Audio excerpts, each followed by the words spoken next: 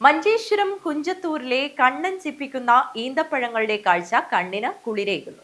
കുഞ്ചത്തൂരിലെ പ്രമുഖ വ്യവസായിയും പ്രവാസിയുമായ സനാ സലീമിന്റെ വീട്ടുവളപ്പിലാണ് അപൂർവങ്ങളായ കനികൾ വിളഞ്ഞു നിൽക്കുന്നത്.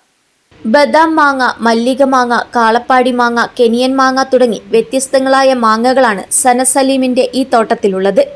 ഇതിൽ തന്നെ വിദേശികളും സ്വദേശികളുമുണ്ട്. ഇതുകൂടാതെ വിവിധ തരത്തിലുള്ള ചാമ്പ, മൾബറി മിറാക്കിൾ ഫ്രൂട്ട് എന്നിവയുമുണ്ട്.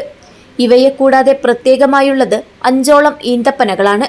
ഇവ നിറയെ ഈന്തപ്പഴങ്ങൾ കായ്ച്ചു നിൽക്കുന്നത് കൗതുകവും ഒപ്പം കണ്ണിന് കുളിർമയും നൽകുന്ന കാഴ്ചയാണ്.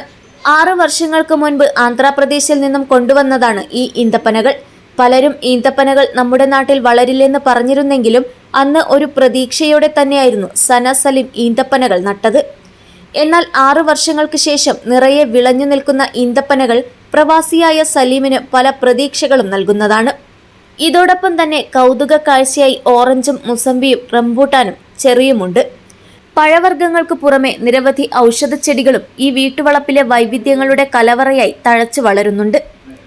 തോട്ടത്തിന്റെ പരിപാലനത്തിന് തൊഴിലാളികളും വീട്ടുകാരുമുണ്ടെങ്കിലും പ്രവാസ ലോകത്തിന്റെ തിരക്കുപിടിച്ച ജീവിതത്തിൽ നിന്നും സന സലീം ഇടയ്ക്കിടെ ഓടിയെത്തുന്നത് തന്റെ ഇഷ്ടവിനോദമായ പച്ചപ്പിനെ പരിപാലിക്കുന്നതിനു വേണ്ടിയാണ്. ജൈവവളം മാത്രം ഉപയോഗിച്ച് സ്വന്തം കൃഷിരീതിയിലൂടെയാണ് ഓരോ വിളകളെയും പരിപാലിച്ച് വളർത്തിയെടുത്തത്. അതുകൊണ്ട് തന്നെ സ്വന്തം ആവശ്യങ്ങൾക്കുപരി വീട്ടിലെത്തുന്ന അതിഥികൾക്കും യഥേഷ്ടം നൽകാനുള്ള മധുരക്കനികൾ സലീമിന്റെ തോട്ടത്തിലുണ്ട്. വിവിധ ഇനങ്ങളിൽപ്പെട്ട കോഴികൾ, താറാവ്, ടർക്കി കോഴികൾ, വളർത്തുപക്ഷികൾ എന്നിവയും ഈ വീട്ടുവളപ്പിലുണ്ട്.